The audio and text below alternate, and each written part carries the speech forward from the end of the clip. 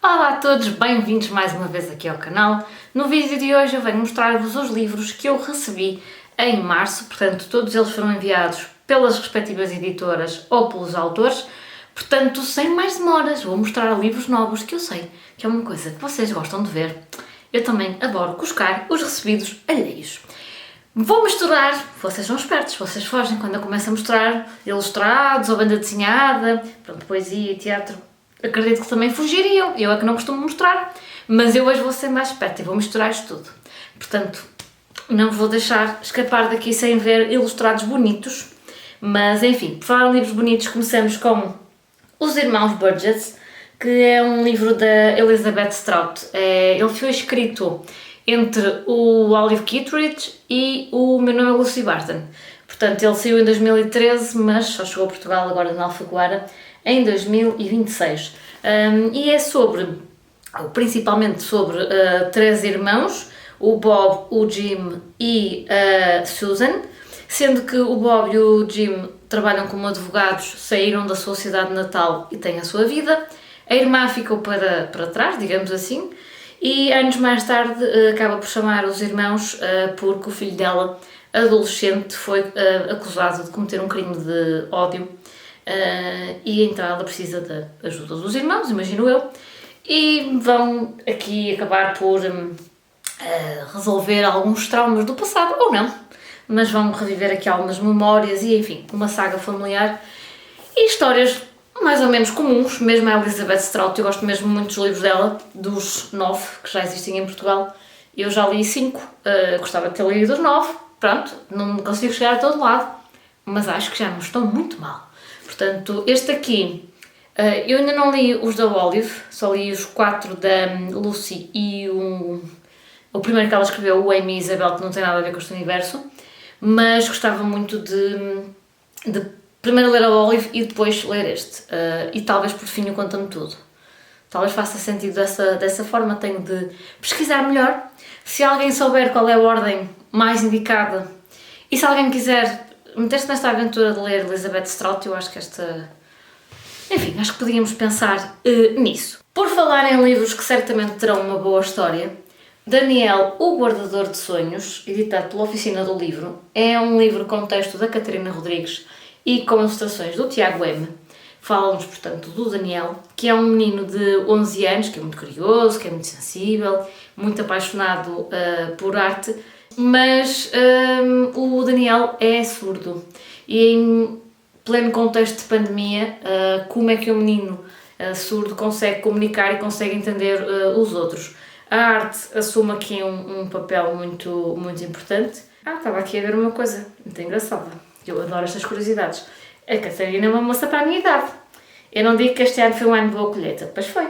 Mas fora de brincadeiras, é um livro sobre uma temática que eu acho que faz muito sentido apresentarmos a toda a gente, não é só aos mais novos, porque eu própria também não sei muita coisa e tenho muita curiosidade. O livro tem de facto muito texto, ou seja, é um livro que, apesar de ter ilustrações, claro que sim, mas é um livro que acaba por ter uma mancha gráfica considerável. Portanto, dediquem aqui algum tempo a ler este livro, que é inclusivamente apoiado por algumas instituições do setor da Sociedade Portuguesa de Otorrinolaringologia e Cirurgia de Cabeça e Pescoço, mais a Associação a Ouvir. Enfim, temos aqui certamente muito o que aprender com este livrinho. Já que estamos a falar de autores portugueses, deixa-me tirar aqui a cartinha que tinha com o livro. A Mulher por Detrás da Parede é o novo livro da Filipa Fonseca Silva. Eu da Filipa já li, aliás, até há vídeo aqui do canal, li o E Se Eu Morrer Amanhã, depois li o Elevador e por fim li o Admirável Mundo Verde, que saiu no ano passado. Não foi ano passado. Não terá sido em 2025, terá sido em 2024? Já não sei. Este vai ser, portanto, a minha quarta leitura da Filipa.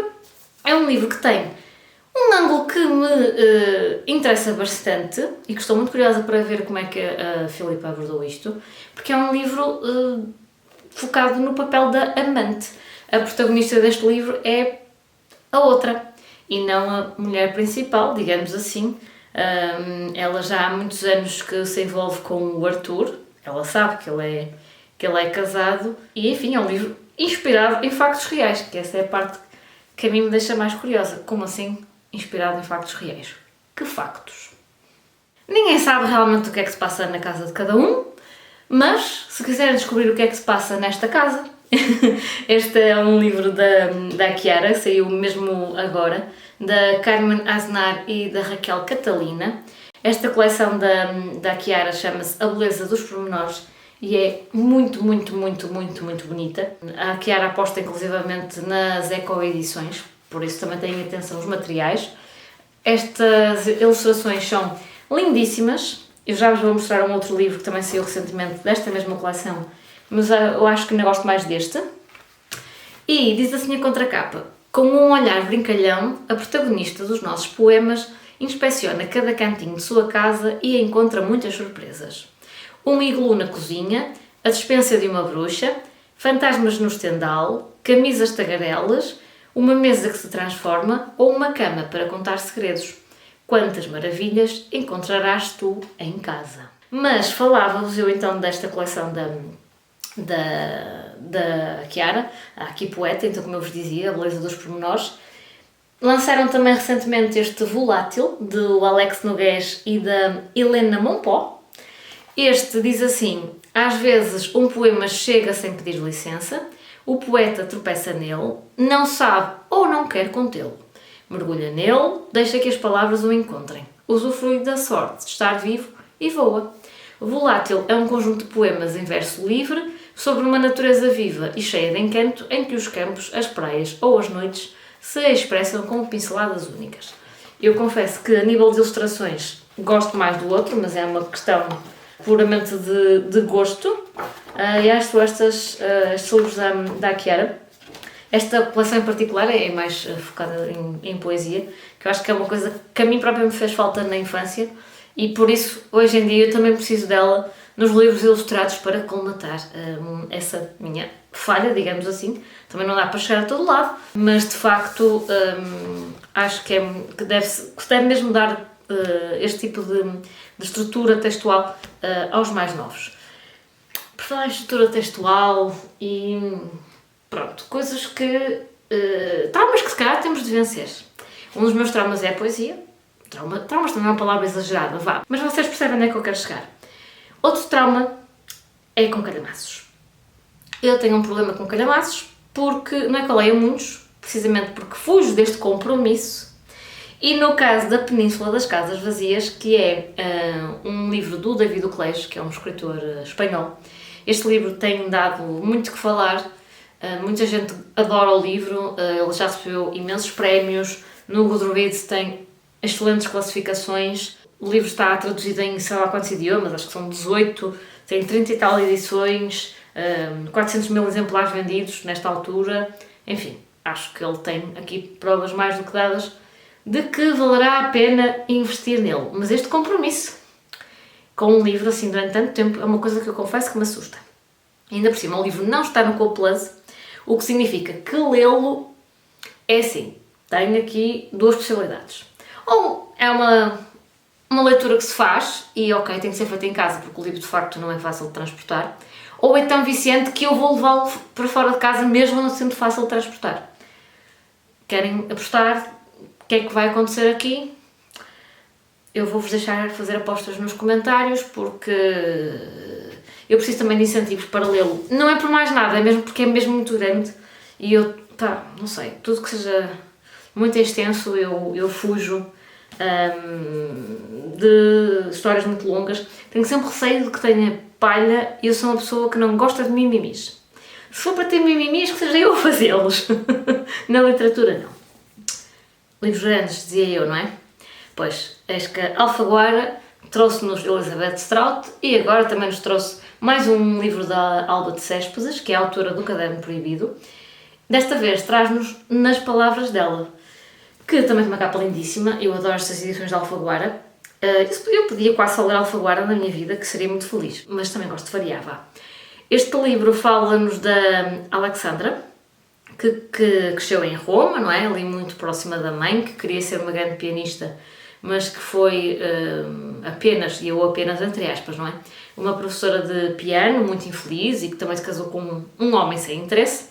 Quando a mãe morre, ela muda-se para uma casa longe da capital, mas quando volta a Roma é quando deflagra a guerra e ela acaba por se casar até com um antifascista e colaborar na resistência clandestina. É um livro político, sim, mas também é um livro sobre o papel da mulher em diferentes contextos. A aula de Céspedes tem este cunho muito feminista. As obras dela têm um papel importante na literatura sobre o papel da mulher e eu já devia ter lido o Caderno Proibido. Eu já disse para aí 3 ou 4 vezes, vou ler o Caderno Proibido. Já o tirei da estante e já voltei a colocá-lo. Pronto, vidas é o que acontece. O leitor, pronto, tem muitos clássicos por ler também.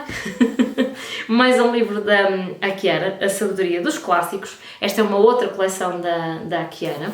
Diz assim, o mundo fascinante dos clássicos é aqui apresentado através de 30 aforismos que perduram na história e que hoje têm muito a dizer-nos, com ilustrações evocadoras inspiradas na paisagem mediterrânica. Perante a tentação da cobiça, da inveja, da preguiça ou da arrogância, o mundo grego e latino já defendia o autoconhecimento, a vontade de saber, o esforço, a honestidade, a aceitação dos próprios limites, a esperança ou a amizade verdadeira. O autor, ou seja, o Jordi Ricón, depois de ter dedicado a vida profissional a acompanhar adolescentes na sua viagem pelo pensamento e pela beleza do mundo antigo, responde a questões atuais e convida a cultivar o melhor da natureza humana.